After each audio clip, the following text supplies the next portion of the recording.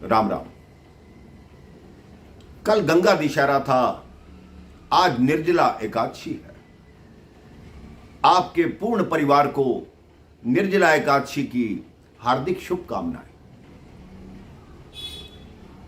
कहते हैं वर्ष में 24 एकादशी आती है, 12 एकादशी कृष्ण पक्ष में और 12 एकादशी शुक्ल पक्ष में।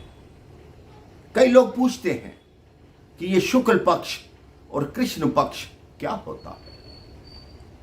कृष्ण पक्ष वो होता है जब पूर्णिमा को चंद्र पूर्ण होते हैं, उसके बाद उनका आकार घटने लगता है तो उसे कृष्ण पक्ष बोलते हैं।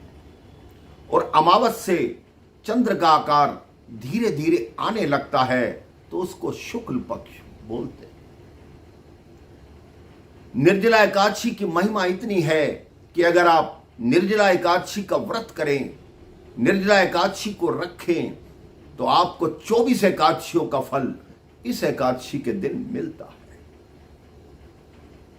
एक बार ऋषि वेदव्यास पांचों पांडवों के साथ बैठे थे तो पांडवों ने पूछा कि हे पितामह, ये एकादशी का व्रत क्यों रखना चाहिए और इसका क्या फल है।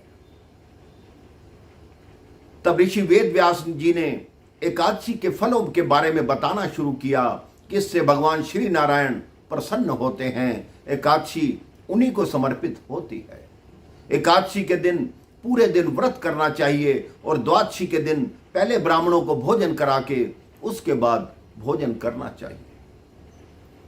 तो भीमसेन ने कहा कि हे पितामह, मैं ये एकादशी का व्रत कभी नहीं रख सकता, क्योंकि मेरी भूख इतनी प्रबल है, मेरे पेट में एक अग्नि जलती है, जब तक उस पर भोजन नहीं पड़ता वो अग्नि शांत नहीं होती। आप कहते हैं कि माह में 2 बार मैं भूखा रहूं, मैं नहीं रह सकता। हां, कोई वर्ष में एक आध दिन हो जिस दिन मैं भूखा रह सकता हूं। तब मुनि वेद व्यास जी ने कहा कि भीमसेन, वर्ष में एक एकादशी ऐसी आती है जिसको निर्जला एकादशी बोलते हैं। अगर तुम उस दिन व्रत रख लोगे तो तुम्हें पूरी 24 एकादशियों का फल प्राप्त होगा, सीधा मोक्ष धाम को जाओगे। तो भीमसेन ने निर्जला एकादशी का व्रत किया, तभी इस एकादशी को पांडव एकादशी और भीमसेनी एकादशी भी बोलते हैं। इस दिन लोग मटके का, पंखे का, जल का, चीनी का दान करते हैं ताकि अपने पूर्वजों के प्रति, अपने बड़ों के प्रति अपना जो प्रेम है उसको दिखा सकें, उन तक जल पहुंचा सकें।